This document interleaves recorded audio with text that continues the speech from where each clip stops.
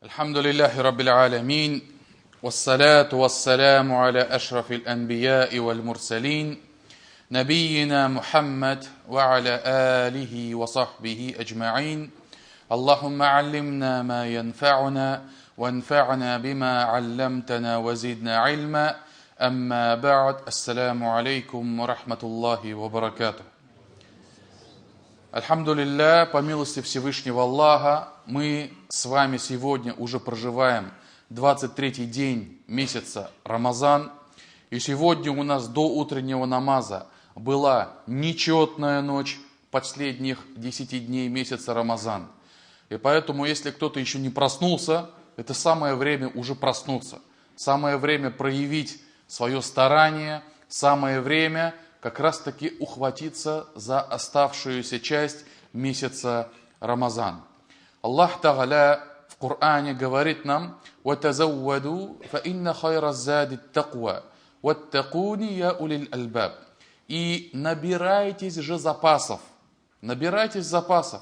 Но самый наилучший запас – это богобоязненность, это таква.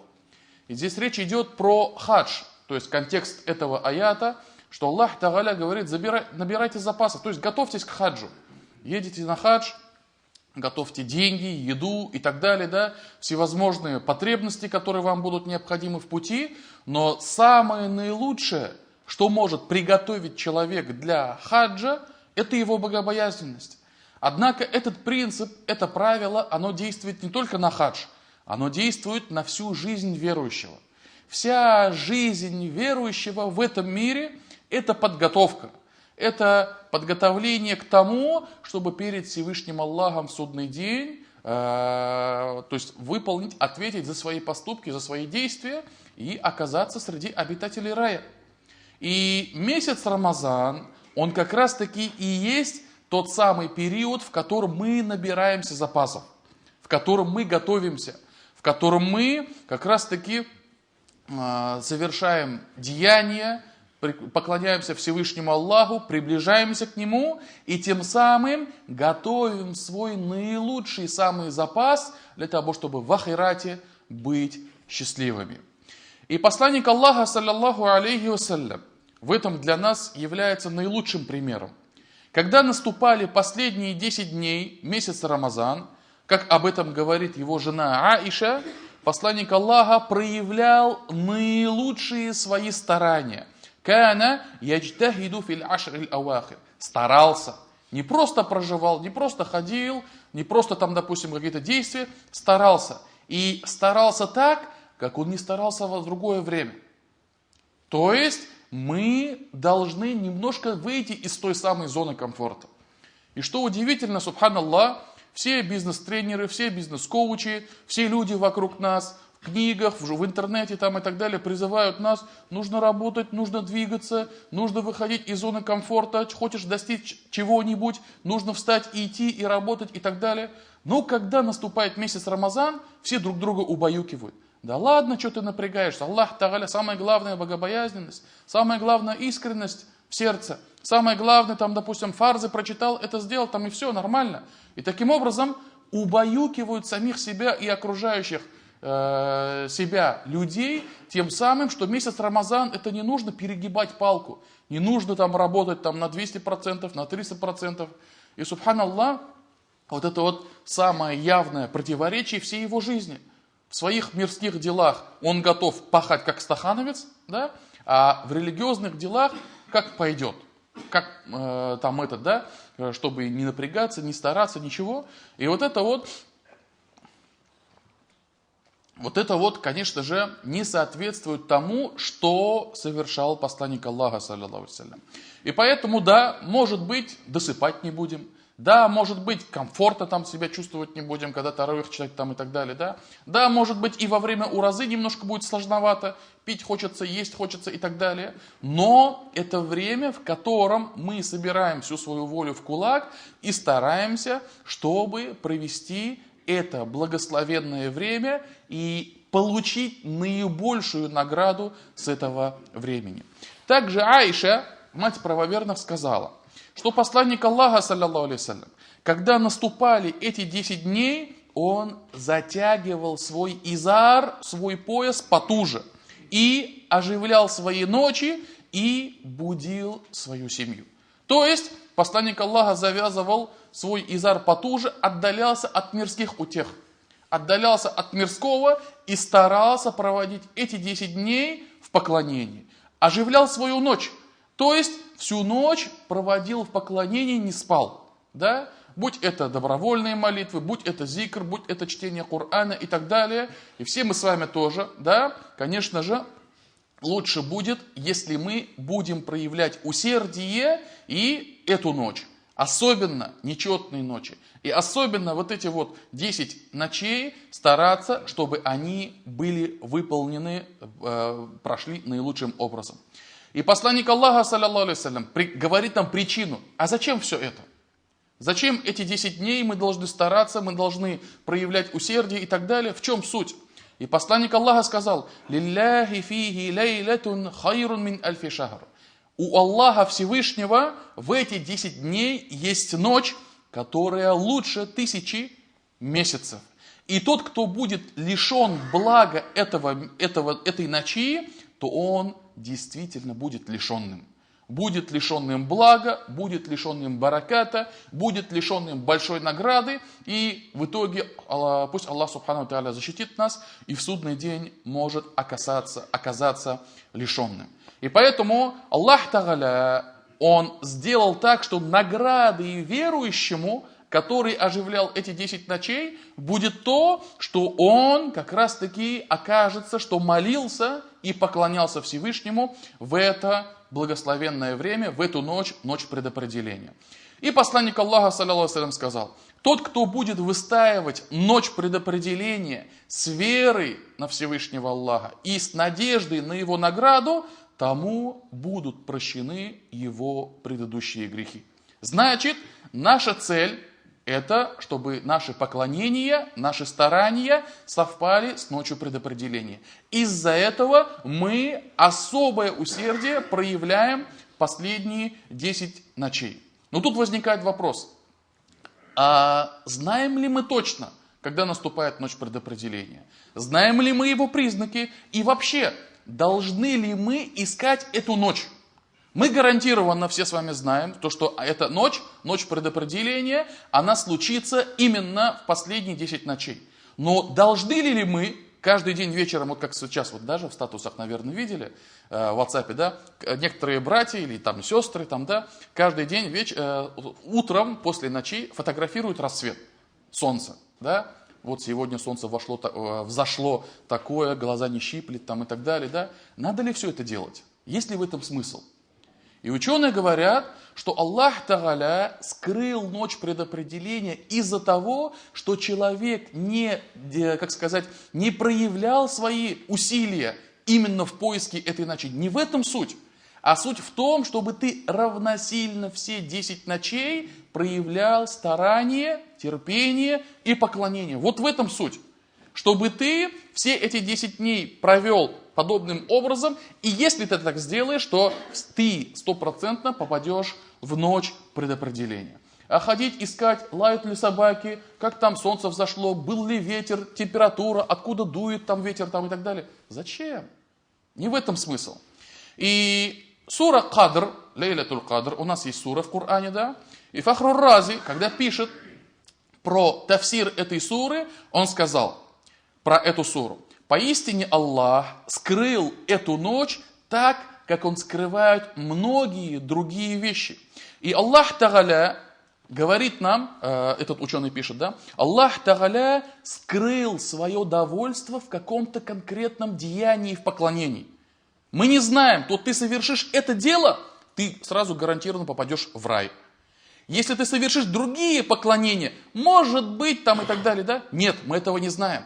Аллах Тааля не обособил какое-то конкретное поклонение своим прощением, своим милосердием, своим довольством. Почему? Чтобы верующий стремился ко всем поклонениям, чтобы он как можно больше совершал этих поклонений. Также Аллах Тааля скрыл свой гнев в каком-либо конкретном грехе. Для чего? Чтобы верующий остерегался ото всех грехов. Потому что он не знает, где будет тот самый решающий момент, после совершения которого человек окажется в аду. Он не знает. И поэтому Аллах Тааля этим самым воспитывает нас, чтобы мы остерегались ото всех грехов. Зачем?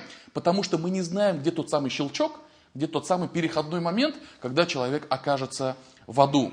И также Аллах Тааля как раз таки среди людей скрыл тех, кто является аулия, кто является праведниками, кто те люди, дуа которых принимается. После пророков, естественно, да? После посланников и пророков. Для чего? Для того, чтобы люди стремились и сами быть праведниками, да? И тоже уважительно ко всем относились, ко всем праведникам. Также Аллах Тааля, пишет этот ученый, Аллах скрыл ответ свой на дуа верующего.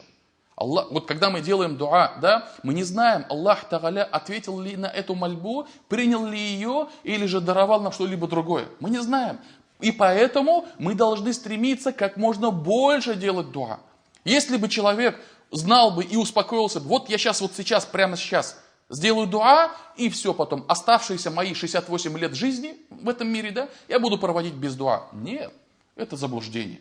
И поэтому Аллах Тааля этим самым воспитал нас, чтобы мы стремились как можно больше делать дуа. И также Аллах скрыл свое величайшее имя, как об этом говорится в хадисах пророка Мухаммада, саллаллаху алейхи вассалям, чтобы верующие возвеличивали все его имена.